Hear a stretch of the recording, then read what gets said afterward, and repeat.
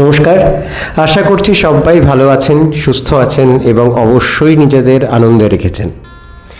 কলকাতা থেকে বিমানে তো চেপে বসলাম। ইন্ডিগো এয়ারলাইন্সের 6721 এই ছিল আমার ফ্লাইট নাম্বার, 6E6721। ফ্লাইটটি শুরুতেই আধ ঘন্টা ডিলেতে চলছিল, কিন্তু তারপর আস্তে আস্তে সেটা মেক আপ করে দেয়। খানিকক্ষণ কি আর করবো, আমার ফ্লাইটে বসলে এমনিতেই ভীষণ বোর লাগে। সাধারণত কোনো রিডিং মেটেরিয়ালস থাকলে পরে আমি সেটাই পড়ার চেষ্টা করি, বা অফিসের কোনো পেন্ডিং কাজ থাকলে পরে আমি সেটা সেরে ফেলার চেষ্টা করি। কিছুক্ষণ এরকমভাবেই চলার পর চলে এলো আমার ফ্লাইটের স্ন্যাক্স। আমি চুজ করেছিলাম একটা চিকেন স্যান্ডউইচ, তার সঙ্গে একটা কফি। কিন্তু সে আর কতক্ষণ ধরে চিবোনো যায় বলুন। সারাক্ষণ বসে বসে লতা মঙ্গেশকরের পুরনো দিনের গানগুলো শুনছিলাম, শুনতে বেশ ভালোই লাগছিল। আর যেহেতু দিল্লিতে যাচ্ছি, একটা পুরোপুরি হিন্দি ভাষাভাষী অঞ্চল, সেখানে পৌঁছানোর আগে নিজের মাইন্ডসেটটাকে ঠিক করতেও এই গানগুলি আমাকে অনেকখানি সাহায্য করেছে। অন্ধকার ফ্লাইটের মধ্যে বসে বসে শুধু ভাবছিলাম যে এটা আমার কততম বিমান যাত্রা।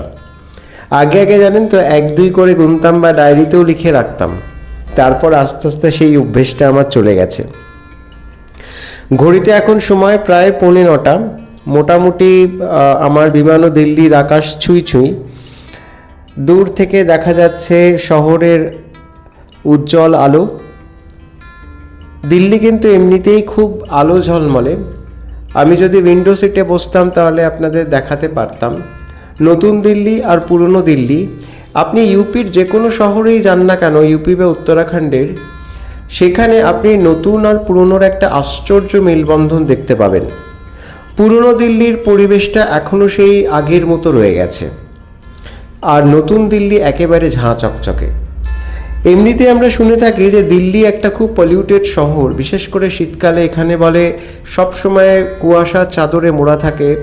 কিন্তু আমি তো গিয়ে এবার যা দেখলাম তাতে মনে হলো যে এখানে সেই দূষণকে প্রতিরোধ করার জন্য প্রচুর পরিমাণে গাছ লাগানো হয়েছে। একদম সেই এয়ারপোর্ট থেকে শুরু করে আমার হোটেল পর্যন্ত যেখানেই গেছি সেখানেই মনে হয়েছে যে এই দূষণকে প্রতিরোধ করার জন্য দিল্লিবাসী আপ্রাণ চেষ্টা করে চলেছে। তো সে যাই হোক, এখনও আমার বিমান দিল্লির মাটি ছোঁয়নি, ছুঁই ছুঁই করছে। কিছুক্ষণের মধ্যেই দিল্লির মাটি সেটা ছুঁয়ে যাবে। ওই দেখুন আলোগুলো আস্তে আস্তে বড় হয়ে গেছে, আর আমরাও মোটামুটি মাটির কাছাকাছি নেমে এসেছি। যারা জানলার ধারে বসেছেন তাদের তো একটা অ্যাডভান্টেজ থাকেই, তারা বিমানের ওঠানামাটা খুব সুন্দর উপভোগ করতে পারেন।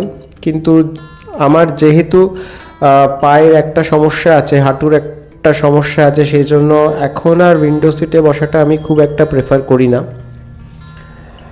আমরা ল্যান্ড করে গেলাম নতুন দিল্লির আন্তর্জাতিক বিমানবন্দরে।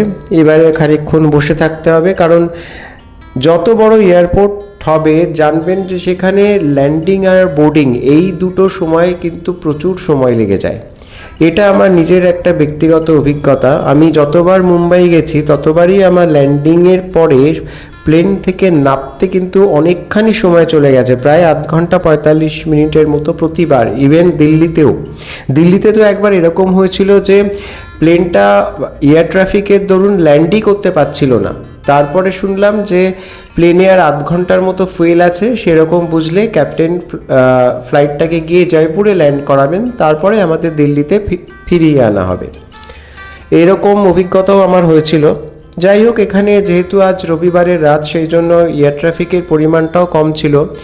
আমাদের ফ্লাইট নির্দিষ্ট সময়েই দিল্লির মাটি ছুঁয়েছিল, কিন্তু সেখানেও আবার 15-20 মিনিট অপেক্ষা করতে হলো প্লেন থেকে নামার জন্য। এটা একটা ভীষণ বিরক্তিকর একটা সময়, কিন্তু কিছু করার নেই। যেখানে যেরকম সেই নিয়মটা তো আপনাকে মেনে চলতেই হবে। দিল্লি তো ভারতবর্ষের অন্যতম একটা ব্যস্ত এয়ারপোর্ট। প্লেনের জানলা থেকেই সেটা আপনারা বুঝতে পারছেন। আমার প্লেনটা এখন যে জায়গাটা দিয়ে যাচ্ছে তার চারপাশে প্রচুর এয়ারক্রাফট ঘোরাফেরা করছে, কিছু দাঁড়িয়ে আছে, কিছু ঘোরাফেরা করছে। সুতরাং এর ব্যস্ততাটা বোঝাই যায়। সাধারণত এই সময় কলকাতা এয়ারপোর্টটা একদম নিঝুম হয়ে থাকে, আমি যখন ফিরেছিলাম সেই সময়কার ভিডিওটাও আমার কাছে আছে, পরে কোনো ভিডিওতে সেটাও আপনাদের সঙ্গে শেয়ার করব। আর এই দেখুন প্লেনের ভেতরটা এখনও অন্ধকার। আমাদের ক্যাপ্টেন অ্যানাউন্স করেছেন যে আমাদের আরও খানিকক্ষণ এখানে বসে থাকতে হবে, তারপর আস্তে আস্তে আমরা প্লেন থেকে নামতে পারবো। অবশেষে নেমে গেলাম ভেতরে এয়ারপোর্ট লাউঞ্জ থেকে এখন যাব হচ্ছে আমার লাগেজ কালেক্ট করতে। আমি যেখানেই যাই না কেন আমি সাধারণত কেবিন লাগেজ হিসেবে আমার ল্যাপটপের ব্যাগটাই সঙ্গে রাখি, আর সমস্তই চেক ইন লাগেজে করে দিই। তাতে অন্তত হাত পা ঝেড়ে কিছুক্ষণ অন্তত নির্বিঘ্নে এয়ারপোর্টের মধ্যে ঘোরাফেরা করা যায়।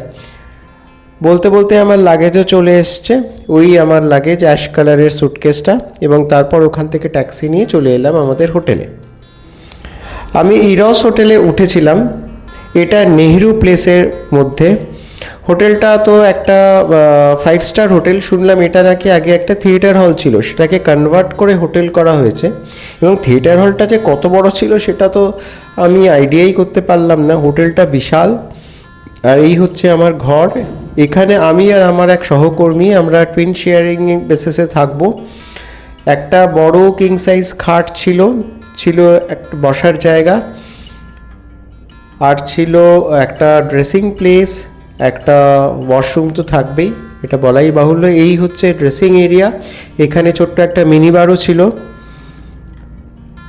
আর একটা ওয়ার্ড্রোব ছিল এখানে।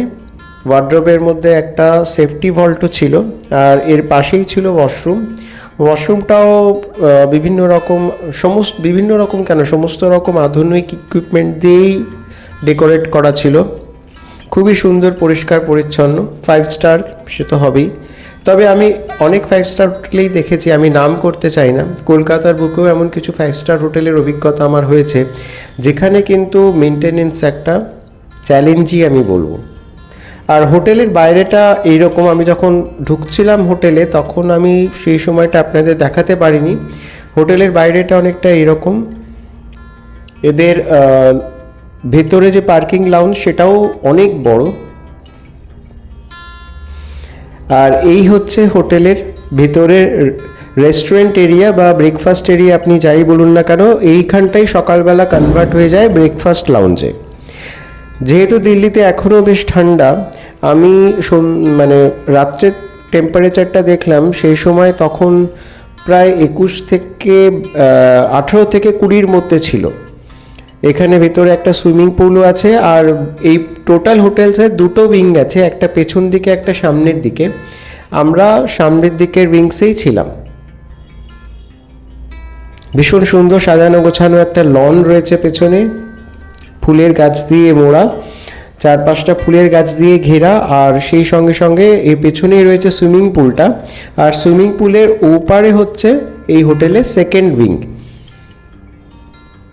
ওই পেছনে যে সুইমিং পুলের পেছনে যে বাড়িটা দেখা যাচ্ছে ওটাই হচ্ছে এই হোটেলের সেকেন্ড উইং। এখানে বসে সন্ধেবেলা দিব্যি গল্প আড্ডা করা যায়।